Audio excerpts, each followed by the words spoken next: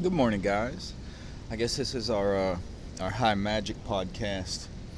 Um, I haven't been able to get the writing up, our writing of the day up in a couple of days, just because I've had a lot going on. I am in the very, very final stages of finishing the Angel book, and even though it doesn't come out for quite a while, it's still a long process of printing out galleys and then looking through it and making sure everything's right and there's no last minute things to fix and illustrations to get in and all that sort of stuff. But I am very, very close to finishing it. Um, but we're going to get back on our writing. I guess the thing I wanted to talk about this week is, we've kind of been going over like a unified theory of spirituality or religion and a combination of spiritual autobiography at the same time. And I guess in some ways what I wanted to talk about today is loosely affiliated or associated with those things in a way, just because I think it just kind of demonstrates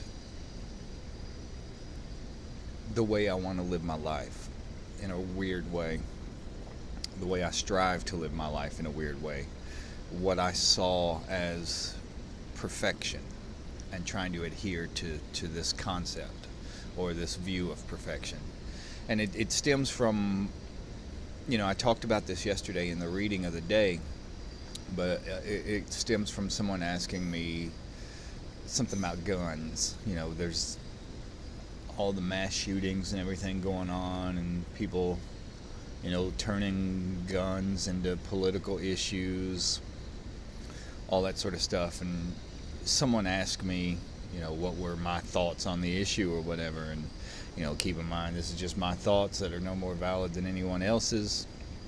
They're just thoughts. But, a lot of times the reason that people want guns is because they're scared of something. They live in fear of something. Whether it's fear of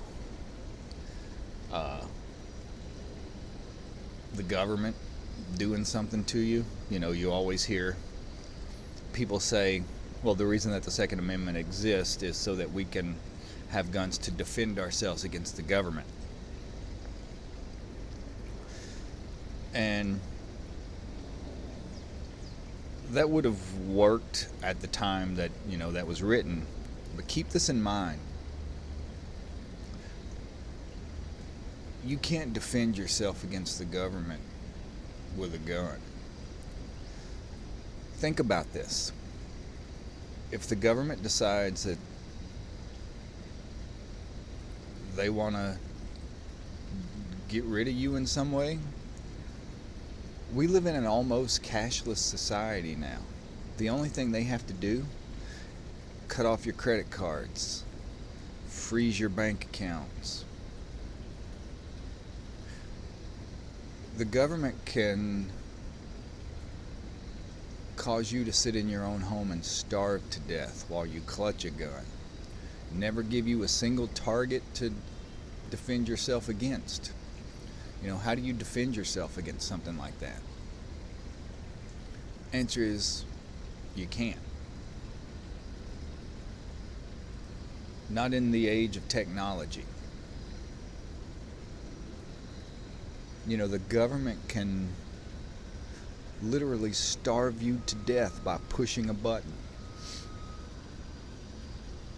But again, that's the fear stuff. You can't be scared of stuff like that. For me personally, I don't see any use. I don't really need a gun. I'm not saying anybody else shouldn't have them or whatever, but I don't really need one, just because for me, I have made the choice to not live in fear. I have made the choice to trust. When I was in prison, I had to rely on Magick for my life. It was one of those times, not just one of those times, there were several times when my life was in the balance, and the only thing that I had to rely on was Magick and my faith in the divine mind, the divine source of creation, that it was watching out for me, that does what we ask it to do when you know how to ask and ask in the right way. It carries out, when it's like programming it, it carries out the programming we put into it. When we live in fear, what we're doing is thinking about things that we don't want to happen. We're sort of programming reality to manifest that. Instead, I choose to try to the best of my ability to live in absolute faith. And that's not saying we're not going to get scared at times. Everybody will get scared of something at some times. But for me, what that is, that fear, is a signal to me to look at that aspect of my life and realize that that's a place where I do not have absolute faith in God, in the divine mind, in Magick. Even though it says it will take care of me, that is a spot where I still have doubt, or I still have trouble having faith. It's different areas for different people. For some people it's like the constant fear of money, that you're going to run out of money, that you're not going to have enough money due to, going through poverty as a child or whatever it is. We've picked up some sort of thing about, say, finances, that we have trouble having faith that the universe is going to take care of that for us, even when we don't see a way. But I try to the best of my ability to live by faith and to see the areas where I do experience fear as a place where I need to focus on bringing more divinity into that aspect of my life.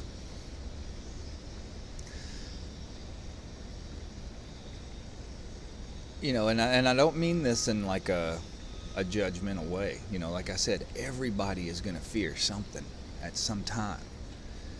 That's what our practice is.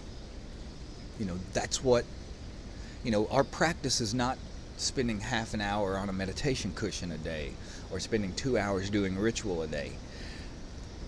That's just getting ready for what our real practice is. Our real practice is life. It's this out here. This is where we take the things that we do on that meditation cushion. It's where we take the things that we do during the 2 hours of ritual work and we put them into play.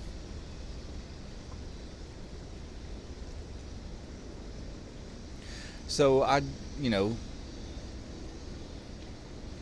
guess for the most part, I always feel like I don't, things like weapons don't really play a role in my life, just because I always feel like if I need protection, then the universal will, the divine mind, will protect me if I ask for protection. And if something happens that I don't foresee, a lot of times what we think of as something ending up for our best good doesn't look like what we think it would look like. We have to have faith that whatever happens is happening in order to move us towards the next stage of our development. Even if it's something, really hard. Even if it's something that at the moment is really unpleasant. I always think of those things as kind of like going to the dentist. Yeah, it's not fun, but it's what's required to get you back to a place of health. And by health, I don't mean just physical health. I mean mental health. I mean spiritual health. I mean emotional health. There's all kinds of health is a state of balance. And sometimes when we veer off balance, it takes something to correct our course that we may find slightly unpleasant. If we don't resist it, it doesn't last that long. If we don't resist the divine trying to change our course, it happens really quickly and we'll be right back to,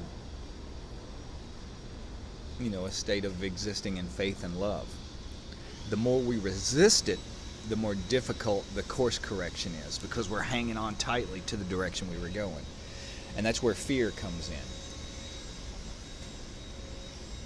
in. Again, guys, these are just, my thoughts, my opinions, my feelings, the way I try to live my life.